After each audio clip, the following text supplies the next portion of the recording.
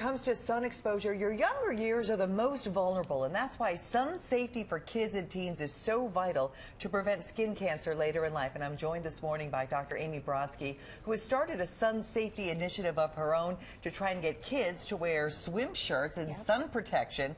And I think we're not or have not realized the importance of it until now. But some of the statistics are startling on skin cancer, especially for young children's exposure. Absolutely. In my practice, I'll see patients 30 and older for skin cancer screenings, but what nobody realizes, and the important thing, is that 80% of all sun damage occurs before the age of 18, 80 under 18, and that's the organization that I've started to get people to realize that skin cancer is actually a pediatric disease.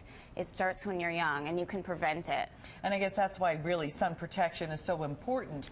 Now, the younger years are more vulnerable, and that's why sunscreen more important? Right. There's actually two major forms of sun protection. There's sunscreen, and then there's sun protective clothing. But what people don't realize that every time you go out, you have to reapply every 2 hours, 2 ounces every 2 hours, which means that a family of 4 on vacation would have to bring all of this sunscreen, oh my word. which actually is about $250. That's really, really unrealistic. Well, you don't really think of it that way. Yeah, if you're actually doing it the way the SPF value on the bottle is, you're going to be applying every 2 hours, 2 ounces to the entire body for a family of 4.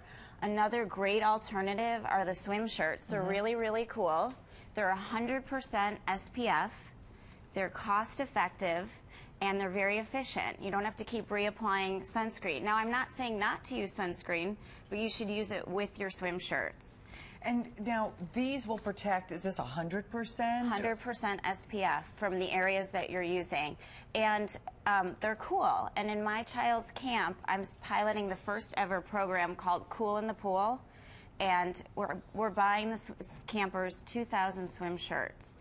Oh, that's a great idea. And we're going to incentivize them, give them presents, give them prizes for every day that they wear swim shirts. Do kids resist this more, or the sunscreen? You know, I think they almost dislike both. You would think that they would want to wear these, and that's the whole point. You wouldn't send your child out on a bicycle without a bike helmet. So why would you send them to camp and to swimming pools without a swim shirt? And what are you finding in your practice in terms of why those early years actually trigger more skin cancer later on? Kids are outside more often, and basically it's messy, it's hurts, people don't want to put sunscreen on, and so they don't realize that every 2 hours they have to reapply. So they're coming back from camp sunburned. Yeah, especially on a weekend like this where they're going to be hot and sweaty, and they're going to sweat it off. They're going to need to really work at it.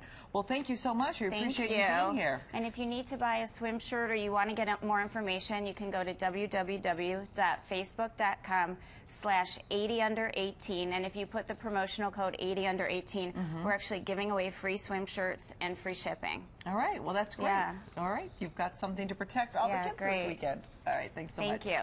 Anthony.